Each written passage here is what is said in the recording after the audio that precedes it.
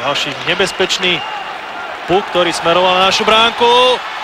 Tak toto by mohlo byť aj trestné strieľanie, ešte je tam výhoda. Áno, trestné strieľanie. Tomáš Tatar išiel sám v brejku na brankára Jeremejeva, bol atakovaný.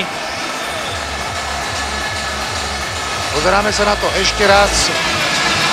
Rýchlosť Tomáša Tatara platila na vracajúcich sa kazašských obrancov a tu je rezolútne gesto hlavného rozhodcu.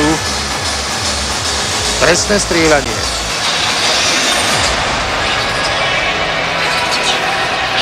A exekútorom sám postihnutý Tomáš Tatar má šancu na prvý gól na svetovom šampionáte v reprezentačnom drese Slovenska.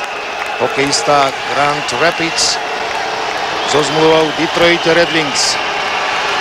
Tomáš Tatar a dáva s prehľadom skúseného rutinéra. S prehľadom skúseného rutinéra náš mladučký 19-ročný reprezentant Tomáš Tatar vyzrel na 34-ročného Vitalia Jeremejeva a otvoril si gólový účet na majstrovstvách sveta.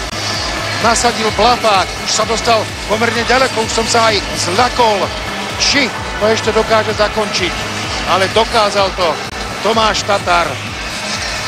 A vedieme opäť trojgólovým rozdielom 4-1.